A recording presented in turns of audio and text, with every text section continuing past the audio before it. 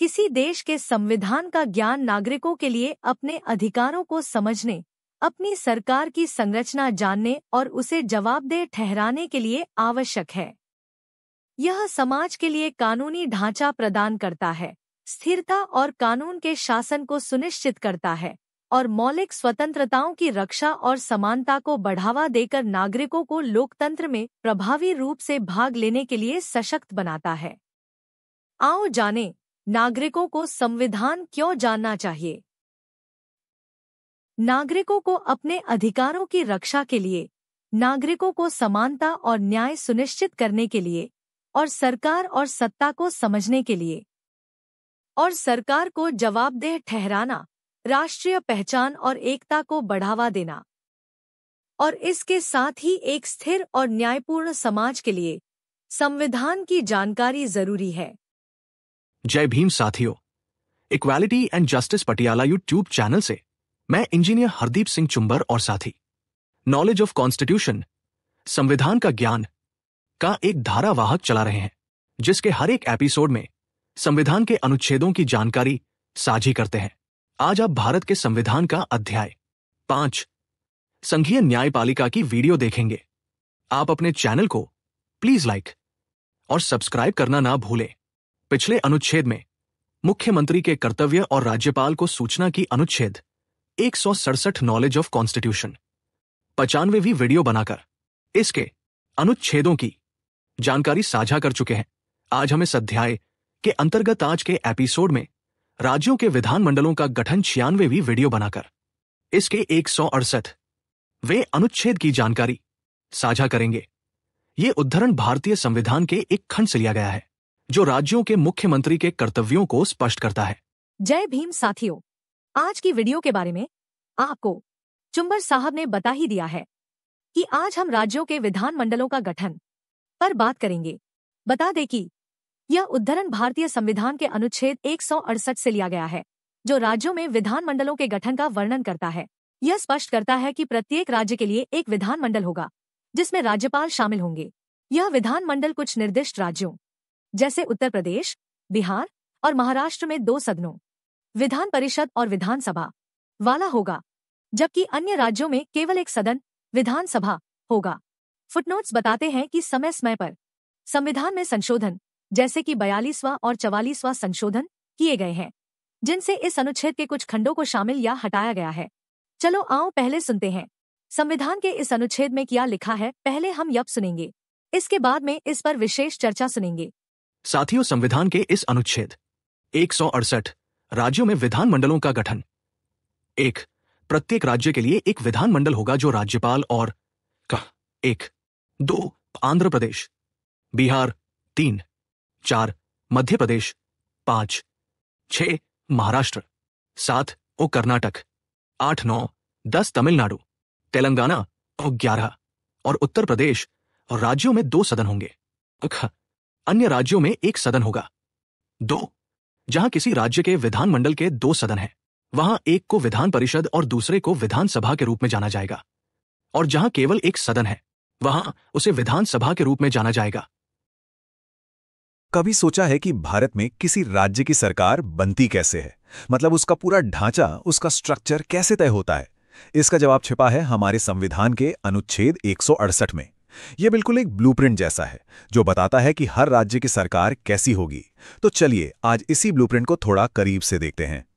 और यह ब्लूप्रिंट पता है एक बड़े ही बेसिक लेकिन जरूरी सवाल से शुरू होता है। सवाल यह है कि किसी भी राज्य में 1 सदन हो या 2। तो ठीक है, चलिए इस ब्लूप्रिंट की पहली परत खोलकर देखते हैं। देखिए, अनुच्छेद 168 सबसे पहले तो ये कहता है कि शुरुआत में सभी राज्यों के लिए नियम एकदम सेम है। मतलब हर राज्य की जो विधायिका है, उसकी नींव, उसकी फाउंडेशन बिल्कुल एक जैसी होगी। अच्छा, तो ये नींव है क्या? इसमें न 2 चीजें तो हमेशा ही होंगी, कंपल्सरी। पहली चीज उस राज्य के राज्यपाल यानी गवर्नर, और दूसरी कम से कम 1 सदन, जिसे हम विधायिका कहते हैं। ये 2 चीजें तो हर राज्य में होनी ही होनी है। लेकिन असली कहानी तो अब शुरू होती है। नींव तो ठीक है, सबकी एक जैसी है, पर यहीं से ये ब्लूप्रिंट 2 अलग अलग मॉडल या कह लें कि रास्ते दिखाता है। पहला हिस्सा, जो कह सकते हैं कि नॉन नेगोशिएबल है, ये हर राज्य में मिलेगा ही मिलेगा। इसे हम कहते हैं विधानसभा या अंग्रेजी में लेजिस्लेटिव असेंबली। ये हर राज्य की विधायिका का एक ऐसा हिस्सा है जो होना ही है। और फिर आता है दूसरा हिस्सा जो कि ऑप्शनल है, विधान परिषद या लेजिस्लेटिव काउंसिल। अब ये जो दूसरा सदन है ना, ये हर राज्य में नहीं होता, और बस यही वो एक चीज है जो एक राज्य के लेजिस्लेटिव स्ट्रक्चर को दूसरे से अलग कर देती है। तो अब इन दोनों मॉडलों का जो फर्क है वो यहां एकदम साफ हो जाता है। एक तरफ है एक सदनीय व्यवस्था जिसे यूनिकैमरल कहते हैं। इसमें कौन कौन है? राज्यपाल और विधानसभा, बस। और दूसरी तरफ है द्विसदनीय यानी बाइकैमरल व्यवस्था। इसमें राज्यपाल और विधानसभा के साथ साथ विधान परिषद भी होती है। तो अब सवाल ये उठता है कि आखिर वो कौन से राज्य हैं जहां पर ये दो सदनों वाला यानी बाइकैमरल मॉडल चलता है? इसका जवाब हमारे संविधान में ही दिया हुआ है, एकदम साफ साफ। ऐसे राज्यों की संख्या है सिर्फ 6। तो ये 6 राज्य हैं: आंध्र प्रदेश, बिहार, महाराष्ट्र, कर्नाटक, तेलंगाना और उत्तर प्रदेश। याद रखिएगा, सिर्फ इन्हीं राज्यों में 2 सदन हैं, विधानसभा और विधान परिषद। इनके अलावा भारत के बाकी जितने भी राज्य हैं वहां सिर्फ एक ही सदन है, विधानसभा। यहां तक तो कहानी एकदम सीधी लगती है ना? कुछ राज्यों में 1 सदन, कुछ में 2। लेकिन क्या ये ब्लूप्रिंट हमेशा के लिए फिक्स है? क्या इसे बदला नहीं जा सकता? क्या ये पत्थर की लकीर है? इसका जवाब बड़ा ही दिलचस्प है, और ये छिपा है संविधान के ही एक फुटनोट में। ये जो लाइनें दिख रही हैं, ये सीधे संविधान से ली गई हैं, और इनमें एक पूरी कहानी छिपी है। कहानी इस बात की कि कैसे कोई चीज पहले जोड़ी गई और फिर बस कुछ साल बाद ही उसे हटा भी दिया गया। अब ये कहानी है क्या, वो भी देख लेते हैं। 1977 में संविधान में एक नया क्लॉज डाला जाता है, और फिर ठीक 2 साल बाद 1979 में उसी क्लॉज को हटा भी दिया जाता है। इससे एक बहुत बड़ी बात पता चलती है, वो ये कि हमारा संविधान कोई पत्थर की लकीर नहीं, बल्कि एक लिविंग डॉक्यूमेंट है जो समय के साथ बदल सकता है। तो इस सबसे बड़ी सीख क्या मिलती है? सबसे जरूरी बात यह है कि राज्य सरकारों का जो ये ब्लूप्रिंट है ना, वो परमानेंट नहीं है, इसे बदला जा सकता है। संविधान में संशोधन करके किसी भी राज्य की विधायिका का ढांचा बदला जा सकता है। तो अगर ये ब्लूप्रिंट बदला जा सकता है, तो सवाल यह है कि इसे बदलने के लिए, इसे दोबारा लिखने के लिए करना क्या पड़ता है? ये एक ऐसा सवाल है जो हमें कॉन्स्टिट्यूशनल लॉ की दुनिया में और भी गहराई तक सोचने पर मजबूर कर देता है। तो कभी सोचा है कि भारत तो एक देश है, पर यहाँ हर राज्य में कानून बनाने का तरीका एक जैसा क्यों नहीं है? कहीं पर 2-2 सदन है तो कहीं बस एक। आज हम अनुच्छेद 168 के जरिए इसी पहेली को सुलझाने की कोशिश करेंगे और समझेंगे कि राज्यों की विधानसभाओं का ये ढांचा आखिर ऐसा है क्यों। हमारे पास स्रोत के तौर पर खुद संविधान का अनुच्छेद 168 है, और साथ में कुछ फुटनोट्स भी हैं जो इसकी कहानी में कुछ दिलचस्प मोड़ लाते हैं। तो चलिए इस पर एक गहरी नज़र डालते हैं, देखते हैं कि ये छोटा सा अनुच्छेद हमें हमारे लोकतंत्र के बारे में क्या क्या बताता है। तो अनुच्छेद 168(1) कहता है कि हर राज्य के लिए एक विधानमंडल होगा। ठीक है, ये तो सीधी बात है, लेकिन आगे लिखा है कि इसमें राज्यपाल होंगे और फिर कुछ राज्यों में 2 सदन और बाकियों में 1। एक मिनट, राज्यपाल? मैंने तो हमेशा सोचा था कि विधानमंडल का मतलब सिर्फ चुने हुए प्रतिनिधि होते हैं, मतलब एमएलए और एमएलसी। ये बात तो मेरे लिए भी नहीं है कि राज्यपाल भी इसका हिस्सा है। इसका मतलब तो ये हुआ कि कार्यपालिका और विधायिका के बीच की जो लकीर हम किताबों में पढ़ते हैं वो उतनी सीधी नहीं है। ये एक बहुत ही अहम नुक्ता है और अक्सर लोग इसे नजरअंदाज कर देते हैं। राज्यपाल, जिन्हें हम राज्य की कार्यपालिका का प्रमुख मानते हैं, वो विधायिका का भी एक अभिन्न अंग है। उनके बिना आप समझिए कानून बनाने की मशीनरी पूरी ही नहीं होती। इसे यूं समझिए कि विधानसभा और विधान परिषद अगर इंजन है तो राज्यपाल वो चाबी है जिसके बिना इंजन स्टार्ट नहीं हो सकता। कोई भी बिल दोनों सदनों से पास होने के बाद भी तब तक कानून नहीं बनता जब तक राष्ट्रपति उस पर अपनी मुहर ना लगा दें। ये व्यवस्था केंद्र में राष्ट्रपति की भूमिका की तरह ही है, और ये चेक्स एंड बैलेंसेस मतलब नियंत्रण और संतुलन को बहुत खूबसूरती से दिखाती है। ये तो बहुत दिलचस्प है। अब आते हैं उस पहेली पर। कुछ राज्यों में 2 सदन और बाकियों में 1। अनुच्छेद में आंध्र प्रदेश, बिहार, महाराष्ट्र, कर्नाटक जैसे कुछ राज्यों की एक सूची दी गई है जहां 2 सदन हैं। पर सवाल ये है कि इन्हीं राज्यों को क्यों चुना गया? क्या इनमें कोई खास बात है जैसे ये ज्यादा बड़े हैं या इनकी आबादी ज्यादा है? हाँ, आपका अंदाजा काफी हद तक सही है। किसी राज्य में 2 सदन, जिसे हम द्विसदनीय या बाइकैमरल व्यवस्था कहते हैं, वो रखने का फैसला कई चीजों पर निर्भर करता है। आमतौर पर हाँ, बड़े और ज्यादा आबादी वाले राज्यों में इसे तरजीह दी जाती है। इसके पीछे सोच यह है कि इतनी बड़ी और विविध आबादी का प्रतिनिधित्व शायद एक सदन में ठीक से न हो पाए। पर सबसे बड़ी वजह है शासन में एक अतिरिक्त स्तर की जांच और संतुलन जोड़ना। देखिए, विधानसभा मतलब निचला सदन, वो सीधे जनता के वोट से बनती है। हाँ। तो वो जनता के मूड को, उनकी भावनाओं को दर्शाती है। लेकिन कभी कभी क्या होता है कि लोकप्रिय भावनाओं में बहकर या राजनीतिक जल्दबाजी में कुछ गलत फैसले हो सकते हैं। बिल्कुल, ऐसे कानून बन सकते हैं जिनके दूरगामी परिणाम शायद अच्छे ना हों। तो आप कह रहे हैं कि दूसरा सदन यानी विधान परिषद वो एक तरह के सेफ्टी नेट का काम करता है। बिल्कुल, आप इसे एक स्पीड ब्रेकर कह सकती हैं या सेफ्टी वॉल्व समझ सकती हैं। विधान परिषद का काम ही यही है। वो विधानसभा से आए कानूनों पर ठंडे दिमाग से दोबारा विचार करे, और इसकी बनावट भी अलग होती है।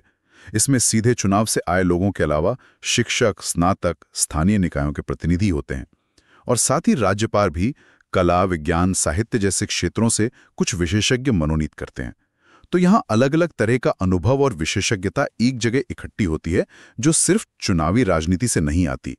इसका मकसद कानून की गुणवत्ता को बेहतर बनाना है। ठीक है, सैद्धांतिक तौर पर तो ये बहुत अच्छा लगता है कि एक विचारशील सदन हो, लेकिन मैंने सुना है कि कई आलोचक इसे सिर्फ राजनीतिक नियुक्तियों की जगह मानते हैं, या फिर कहते हैं कि एक कानून बनाने की प्रक्रिया में बेवजह देरी करता है।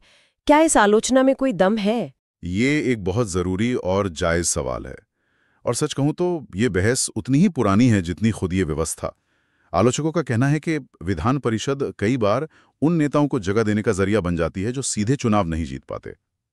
इससे सरकारी खजाने पर अतिरिक्त बोझ भी पड़ता है, और ये भी सच है कि कई बार ये कानूनों को पास होने में देरी का कारण बन सकती है।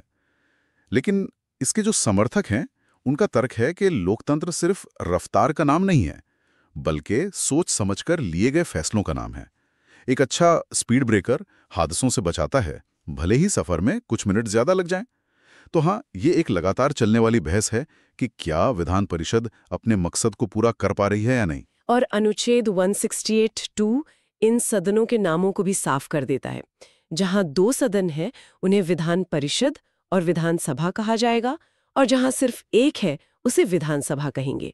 मतलब एक बात तो पक्की है, विधानसभा तो हर राज्य में है, वो तो सिस्टम की नींव है। सही कहा, विधानसभा तो हर हाल में होगी ही, क्योंकि वो सीधे जनता का प्रतिनिधित्व करती है।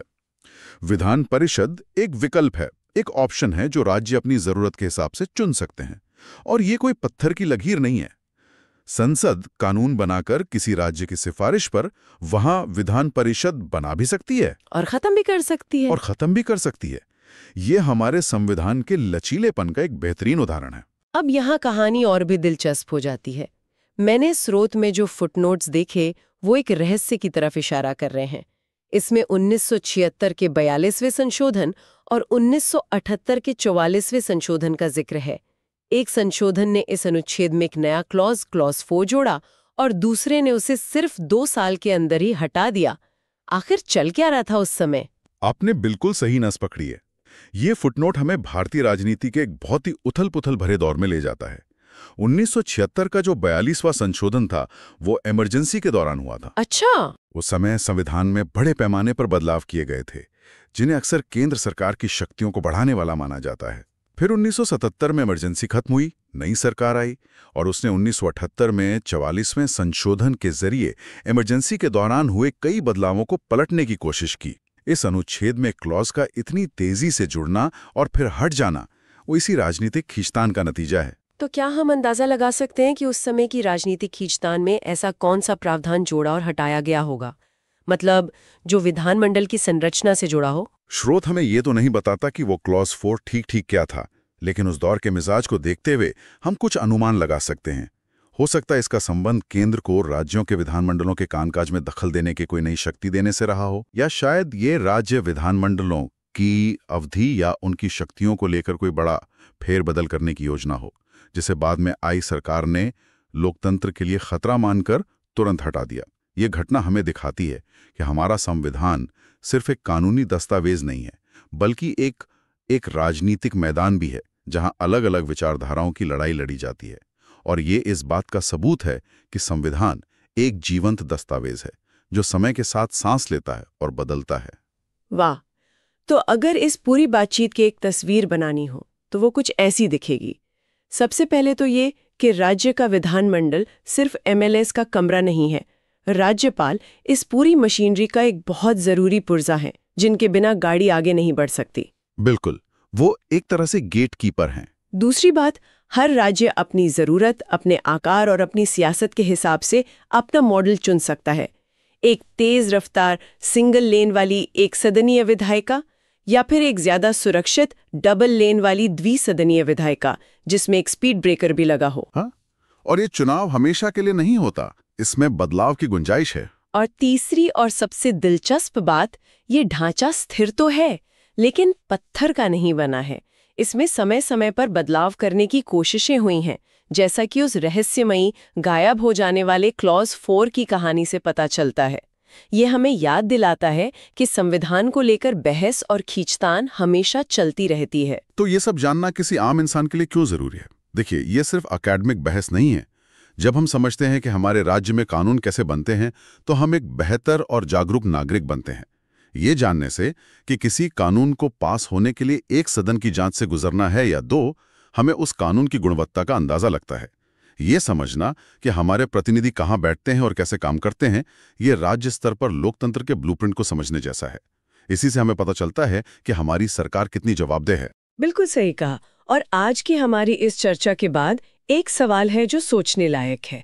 किसी राज्य के लिए 2 सदनों वाली विधायिका का होना बेहतर है या एक सदन वाली? एक दूसरा सदन यानी विधान परिषद राज्य के शासन में वास्तव में क्या मूल्य जोड़ता है, और क्या वो अतिरिक्त जटिलता और खर्च के लायक है या फिर वो सिर्फ एक महंगा डिबेटिंग क्लब बनकर रह गया है? इस पर विचार जरूर कीजिएगा। आपने चुंबर साहब का बनाया वीडियो पूरा सुना। साथियों, धन्यवाद। उम्मीद है इससे आपकी जानकारी बढ़ी होगी। इसके आगे के अनुच्छेदों पर अगली वीडियो में बात करेंगे। आप equality and justice Patiala YouTube channel के साथ जुड़े रहें। अगर आपको पसंद आए तो कृपया इसे लाइक, शेयर और कमेंट करें। हम रोजाना नॉलेज ऑफ कॉन्स्टिट्यूशन, संविधान का ज्ञान पर चर्चा करते हैं। अगर चाहते हैं कि आपके भाई, बहन और मित्रों को भी संविधान का ज्ञान हो तो कृपया इस वीडियो को उनके साथ साझा जरूर करें। आपके पास वीडियो पहुंचती रहे तो आप चैनल को सब्सक्राइब जरूर करें। अब हमें अनुमति दें। जय भीम, जय भारत, जय संविधान। Please take care your own self.